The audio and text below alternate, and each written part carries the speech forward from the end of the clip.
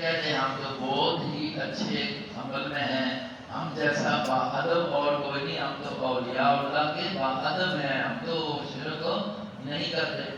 بدعات کر رہے ہوتے ہیں اور کہتے ہیں نہیں ہم تو مطلب یہ ہے کہ صوفیزم رکھتے ہیں، اس لیے ہمیں تو اس میں زیادہ مزہ آتا ہے عبادت میں، یہ ہم نے طریقوں کو اختیار کیا ہوا ہے۔ تو وہ اپنے آپ کو ہدایت پر سمجھ رہے ہوتے ہیں، لیکن لگے ہوئے کس پر ہوتے ہیں؟ بدعات میں۔ تو انہم مہتدون، سمجھتے ہیں کہ ہم ہدایت پر ہیں۔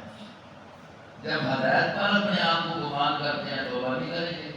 توبہ سے محرومی دو گناہ ایسی ہیں جن کی وجہ سے بندہ توبہ سے محروم رہ جاتا ہے، ایک شرک اور ایک بدعت۔ اس لیے کہ شرک کرنے والا بھی ثواب سمجھ کے کرتا ہے، ادب سمجھ کے کرتا ہے، اور بدعت کرنے والا بھی ثواب سمجھ کے کرتا ہے، دین سمجھ کے کرتا ہے، تو وہ گمراہی تو سمجھتا نہیں ہے، تو اس لیے وہ توبہ نہیں کرے گا، ہمیشہ سے محروم رہ جاتا ہے۔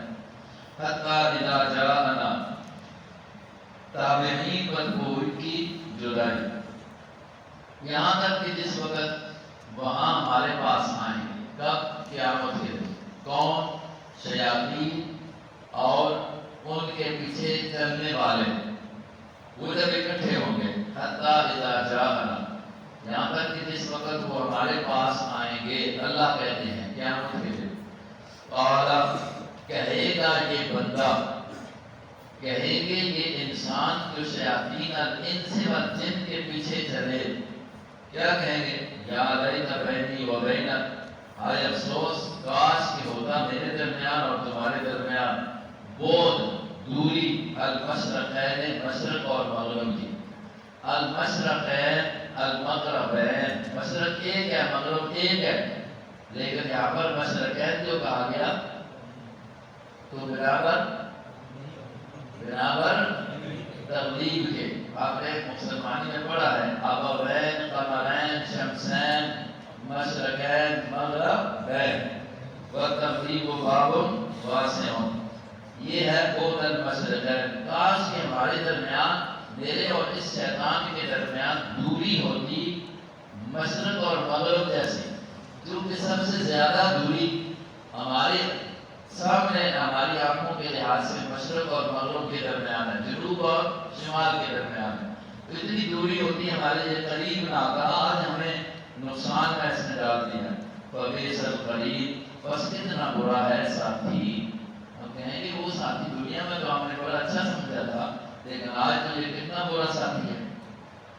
اب معلوم ہوا قرآن سے دور کرنے والا جو دنیا میں ساتھی ہو وہ اچھا ساتھی نہیں ہے، اچھا ساتھی۔ اب قرآن سے دور کیا کرنا ہے؟ آپ کو تو قرآن سے دور نہیں کیا ہوا جی، آپ کو تو روکتا نہیں ہے نا صبح مطلب قرآن کے یاد کرنے سے، پڑھنے سے، ترجمہ پڑھنے سے، وہ تو آپ کو نہیں روکتا نا، آپ اس کا کہنے سے رکتے بھی نہیں ہیں۔ نہیں سمجھائی آپ کو؟ آپ پر تو اس کا اثر نہیں ہوتا نا، اگر ہے تو پھر پرانی عذاب دے، ٹھیک ہے۔ اگر بیٹھے ہم کی دیر میں چوڑی میں جلدی ہے تو پتہ لگتا ہے کہ اس کا اثر ہے نا ساڑھے میں، اس چیز کو ذرا غور کرنا چاہیے کہ قرآن ایک ایسی عظیم اللہ نے جو نعمت دی ہے تو اس سے دور کرنا شیطان کا کام ہے۔ دور جو ہو جاتا ہے تو گویا اس نے اپنے آپ کا شیطان کو کیا کر دیا ہے؟ مسلط کر دیا ہے۔ آج تو نہیں تو پھر کل افسوس کرے گا کہ یہ کوئی اچھا ساتھی نہیں تھا۔ وَلَن يَنفَعَكُمُ الْيَوْمَ، یہ ہے قیامت کی ندامت۔ وَلَن يَنفَعَكُمُ الْيَوْمَ، آج ہر دن نہیں نفع دے گا تم کو آج کے دن۔ اِذْ ظَلَمْتُمْ أَنَّكُمْ فِي الْعَذَابِ مُشْتَرِكُونَ، ترکیبی لحاظ سے یہ اِذْ ظَلَمْتُمْ جو ہے یہ درمیانے جملے میں آیا ہے اور مضمون جملہ کی علت ہے۔ جملہ اصل یہ ہے وَلَن يَنفَعَكُمُ الْيَوْمَ أَنَّكُمْ فِي الْعَذَابِ مُشْتَرِكُونَ، لَن يَنفَعَكُمْ کا أَنَّكُمْ فِي الْعَذَابِ مُشْتَرِكُونَ جملہ بتعبیر مفرد فاعل ہے۔ أَنَّكُمْ فِي الْعَذَابِ مُشْتَرِكُونَ یہ جملہ بتعبیر مفرد جو کہنا آیا ہوا ہے، یہ لَن يَنفَعَكُمْ کا فاعل ہے، درمیان میں اِذْ ظَلَمْتُمْ جملہ مضمون جملہ جملہ کی علت ہے. فرمایا وَلَن يَنفَعَكُمْ، ہرگز نہیں نفع دے گا تم کو آج کے دن. کیا نفع نہیں دے گا؟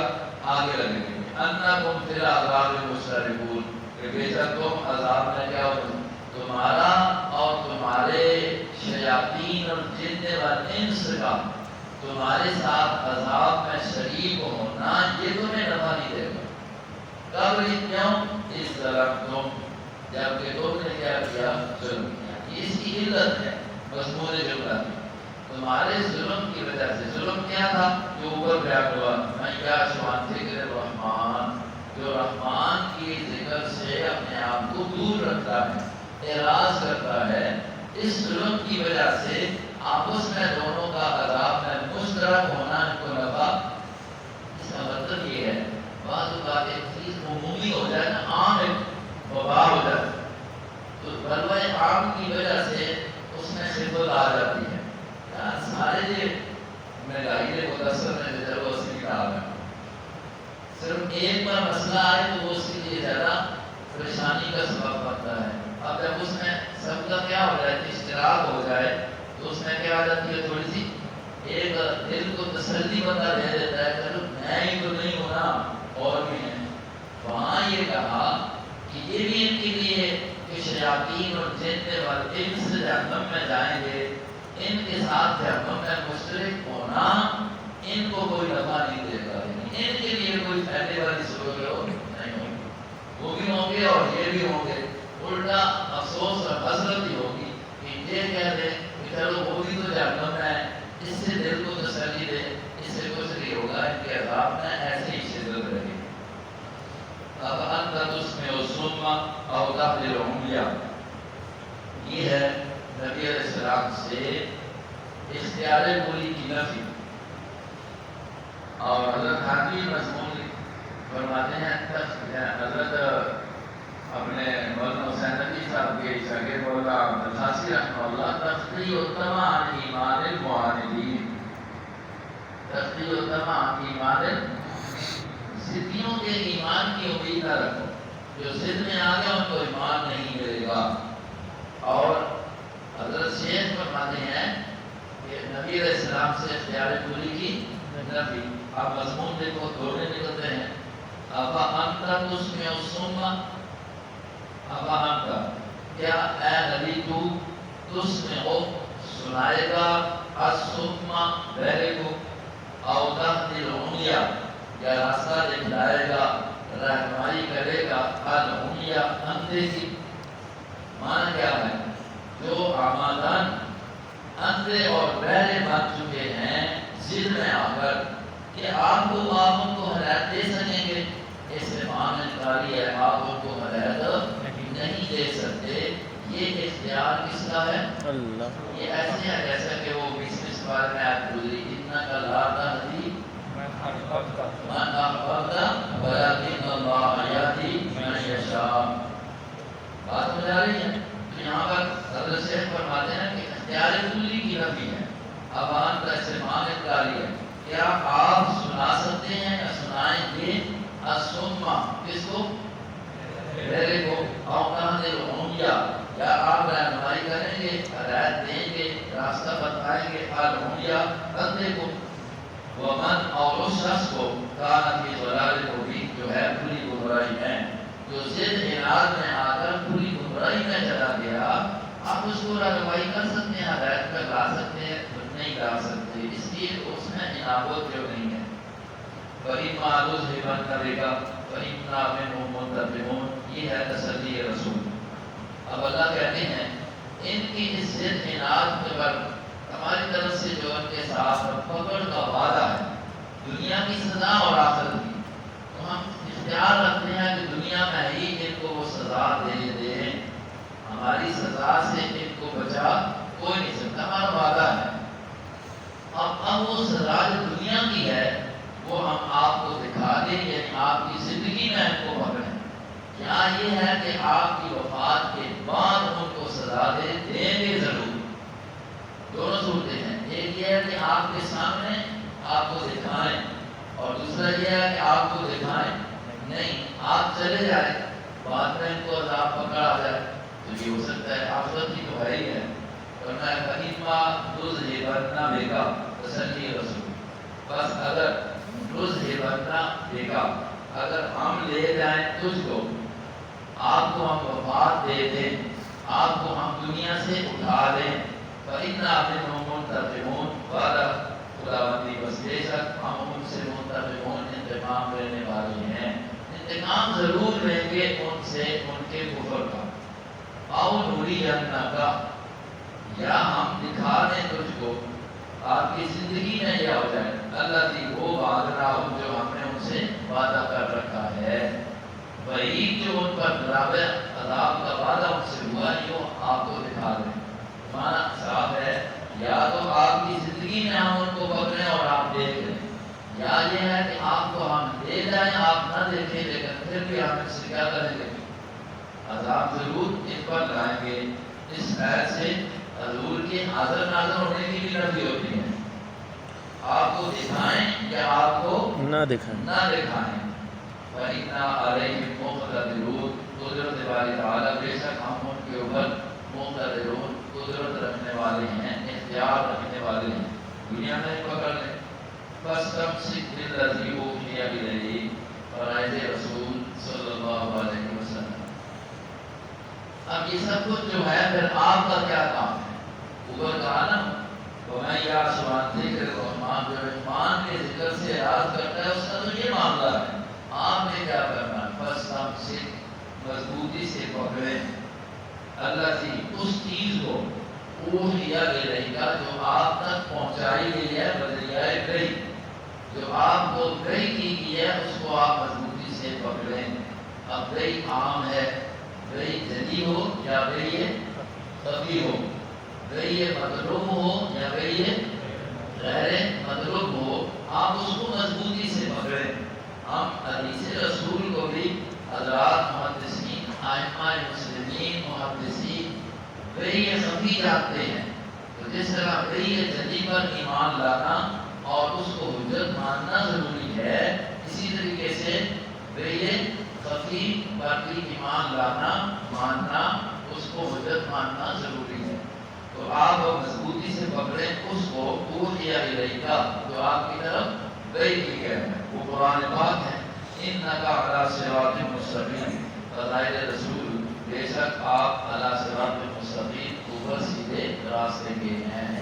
جو قرآن سے اعراض کرتے ہیں ان کا وہ معاملہ ہے، آپ کے لیے یہ ہے کہ آپ اس قرآن کو مضبوطی سے پکڑیں۔ وَإِنَّهُ لَذِكْرٌ لَكَ وَلِقَوْمِكَ، صداقت قرآن۔ وَإِنَّهُ لَذِكْرٌ لَكَ، بے شک وہ قرآن، بے شک وہ وحی، اس کا ذکر پہلے آ گیا، بے شک وہ ذکر، جس کی طرف بھی ذکر کا ذکر ہو، ایک ہی، وَإِنَّهُ، بے شک وہ وحی، یہ قرآن، لَذِكْرٌ لَكَ، تیرا ذکر ہے۔ مولانا شاہ عبدالقادر صاحب نے اور شیخ الہند صاحب نے وہی معنی کیا ہے، یہ آپ کا مذکور ہے، یہ آپ کا مذکور ہے، انہوں نے یہ معنی کیا ہے۔ اور حضرت شیخ نے آگے اس کی تشریح کی ہے دو صورتوں میں، فرمایا وَإِنَّهُ لَذِكْرٌ لَكَ، بے شک وہ قرآن البتہ تیرا ذکر ہے، وَلِقَوْمِكَ، اور تیری قوم کا، معنی کرتے ہیں وہ قرآن تیرا شرف اور فضل ہے اور تیری قوم کا بھی، تیرے لیے بھی اور تیری قوم کے لیے بھی یہ بڑا شرف والا چیز ہے، شرف والی چیز ہے، شرف والا اللہ رب العزت نے آپ کو یہ ذکر اور شرف والا آپ نے آپ کی طرف وحی کی ہے، تو آپ کا اس میں شرف ہے۔ فرماتے ہیں کیوں؟ آپ کے لیے بھی شرف ہے، آپ کی قوم کے لیے بھی شرف ہے کہ اللہ کا قرآن قریشیوں کے لیے شرف بنا۔ قوم قریش ہے اس لیے کہ ان کی زبان میں نازل ہوا، ان میں سے ایک شخص پر نازل ہوا، تو یہ پوری قوم کا کیا بن گیا؟ شرف۔ کسی قوم میں سے کسی کو اگر قرآن مل گیا، یہ نعمت مل گئی، تو وہ اس قوم کا بھی کیا بڑا شرف ہے، اس کے لیے بھی بڑی عزت ہے۔ تو یہ اللہ نے احسان جتایا، آپ کا بھی شرف ہے اور آپ کی قوم کا بھی شرف ہے۔ قوم سے مراد قوم خاص، قوم قریش۔ اور دوسرا معنی حضرت شیخ فرماتے ہیں تفاسیر کے حوالے سے مدارج نے پہلا معنی کیا ہے، اور دوسری بات تفسیروں میں آتا ہے وَإِنَّهُ لَذِكْرٌ لَكَ، بے شک یہ نصیحت ہے تیرے لیے بھی، واعظ ہے تیرے لیے بھی، وَلِقَوْمِكَ اور تیری قوم کے لیے۔ پھر یہاں قوم سے مراد پوری امت ہے، پھر قوم خاص مراد نہیں ہے۔ تو قرآن سب کے لیے کیا ہے؟ نصیحت ہے، سب اسی سے نصیحت ہونی چاہیے۔ اب ہم نصائح کے لیے کچھ اور چیزوں کو اختیار کرتے ہیں۔ استاد محترم مولانا عبدالسلام صاحب رحمہ اللہ کہا کرتے تھے، فرمایا کرتے تھے کہ قرآن کی ایک آیت کا صحیح سادہ ترجمہ کر دینا، جتنا اس سے نصیحت حاصل ہوتی ہے، جتنا اس کا اثر ہوتا ہے، اتنا کوئی اور چیزیں مطلب گھنٹوں میں بیان کرو اس کا اتنا اثر نہیں ہوتا۔ اس لیے کہ اصل نصیحت تو ہے ہی کیا ہے؟ قرآن ہے۔ وَإِنَّهُ لَذِكْرٌ لَكَ، اور بے شک دوسرا معنی کر رہا ہوں، یہ نصیحت ہے لَكَ آپ کے لیے بھی، وَلِقَوْمِكَ اور آپ کی قوم یعنی امت کے لیے، وَسَوْفَ تُسْأَلُونَ تنبیہ مجرمین، عن قریب تسألون تم سے اس نعمت کے بارے میں پوچھا جائے گا، اس کے اوپر کتنا تم نے عمل کیا ہے، اس سے نصیحت کتنی حاصل کی ہے، اس نعمت کا کتنا شکریہ ادا کیا ہے، یہ تم سے سوال ہو۔ وَاسْأَلْ مَنْ أَرْسَلْنَا مِنْ قَبْلِكَ، یہ ہے توحید کے لیے، اس بات توحید کے لیے دلیل نقلی اجمالی از جمیع انبیاء، تمام انبیاء سے۔ کہ پہلے تو ابراہیم علیہ السلام کا معاملہ بتایا، اے نبی آپ کے جد ابجد کا معاملہ دیکھو کتنا بڑا توحیدی تھا، دعوت توحید اس نے گھر سے شروع کی تھی۔ اب اسی طرح یہی بات سب انبیاء کی ہے، بس حل پوچھ لے، سوال کر، من اس سے ارسلنا جس کو ہم نے بھیجا من قبل کا تو اس سے پہلے، من رسولنا اپنے رسولوں میں سے، آپ پوچھیں، آپ کے ذریعے پھر خطاب ہے سب کو، پوچھ لو ان کو جو ہم نے آپ سے پہلے رسول بھیجے تھے۔ کیا پوچھو؟ اجعلنا من دون الرحمن، کیا ہم نے بنایا ہے من دون الرحمن سوائے رحمان کے آلہہ کوئی عابد، کوئی معبود، یعبدون یعبدون جس کی عبادت کی جائے۔ آپ یہ پہلے سے تحقیق کر رہے ہیں کہ آیا پہلے رسولوں کے لیے ان سے بھی پوچھے کہ کیا آپ کو کوئی مل سکتا ہے کہ اللہ نے اپنے ساتھ اپنے غیر کو کسی کو بھی اپنے ساتھ حاکم معبود شریک بنایا ہے؟ تو یقیناً اللہ نے پہلے انبیاء و رسول کی تعلیمات کے اندر بھی یہی رکھا ہے کہ اس کے ساتھ کوئی بھی معبود نہیں ہے، یہ آپ کو وہاں سے بھی ملے گا۔ اب سوال یہ ہے کہ آپ پوچھیں کیسے؟ رسولوں سے کیسے پوچھیں؟ لیکن نے تو کہہ دیا، پتہ چلتا ہے نا کہ اللہ کے نبی کو جو اللہ کہتا ہے کہ آپ ان سے پوچھیں تو وہ حاضر ناظر ہے نبی کے سامنے، وہ نبی کے پاس کیا ہے؟ حاضر ہے، نبی سے پوچھیں۔ انہوں نے یہ استدلال کیا اس سے، لیکن یہ قرآن کی تحریف ہے، اس لیے جتنے مفسرین ہیں انہوں نے دو مطلب بیان کیے ہیں۔ ایک تو حضرت مولانا عثمانی صاحب نے تیسرا بیان کیا، انہوں نے یہ بیان کیا ہے کہ آپ پوچھ لیں، جب کسی موقع پر موقع ملے تو آپ ان سے پوچھیں۔ اور موقع کب ملے گا؟ قیامت کے دن ملے گا، یا لکھا کہ معراج کے موقع پر آپ ان سے پوچھ لیں۔ حضرت عثمانی صاحب نے اس کو لکھا ہے۔ یا تیسری بات لکھی ہے، آپ پوچھ لیں یعنی آپ کتب سماویہ کا مطالعہ کر کے اس کی تحقیق کر لیں، کتب سماویہ کا مطالعہ کر کے، وہ کتب جو غیر محرف ہیں جن میں تحقیق نہیں ہوئی ان کا مطالعہ کریں، اور آپ یہ پوچھنا یہ ہوگا کہ انبیاء نے کیا تعلیم دی ہے، وہ آپ کو کتب سماویہ بتا رہی ہے۔ ان کتب کا مطالعہ کرنے سے مراد ہے وَاسْأَلْ مَنْ أَرْسَلْنَا مِنْ قَبْلِكَ۔ ایک دوسرا یہ ہے وَاسْأَلْ مَنْ أَرْسَلْنَا مِنْ قَبْلِكَ مِنْ رُسُلِنَا۔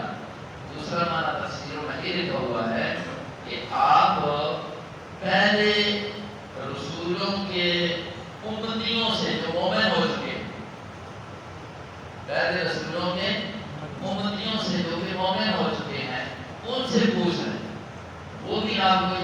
کہ کتب سماویہ میں پہلے انبیاء و رسول کی تعلیمات میں شرک کی تعلیم نہیں تھی، بلکہ شرک کی کیا تھی؟ ترغیب تھی. جیسا کہ یہودیوں میں حضرت عبداللہ بن سلام رضی اللہ عنہ مسلمان ہو گئے تو آپ علیہ السلام نے ایک مسئلے پر جب یہودی شبہ رہے تھے رجم کا مسئلہ، تو آپ نے اس سے پوچھا کہ تو بتا کہ آپ کی کتاب میں کیا حکم ہے؟ انہوں نے بتایا کہ یہ رجم والا حکم ہے. تو اس لیے پوچھنا یا تو ہے کتب سماویہ کو دیکھ کر، اور یا یہ ہے کہ امم سابقہ کے مومنین سے آپ اس کی کیا کریں؟ تحقیق. تو حضرت سفیان عثمانی نے ساتھ دو چیزیں اور بیان کر دی. ایک یہ ہے کہ موقع جلال میں پوچھ رہے، یا یہ ہے جو موقع ملے، تو موقع کب ملے گا؟ کیا ممکن ملے گا، اس موقع پر پوچھ رہے. باقی یہ کہ دنیا میں پوچھنا یا یہ اس کے بارے میں کسی مفسر نے یہ معنی نہیں لکھا سوائے علمیوں کے. اجعلنا من دون الرحمن آلہۃ یعبدون ومن یعش عن ذکر الرحمن، اور جو شخص بھی جو کوئی بھی اعراض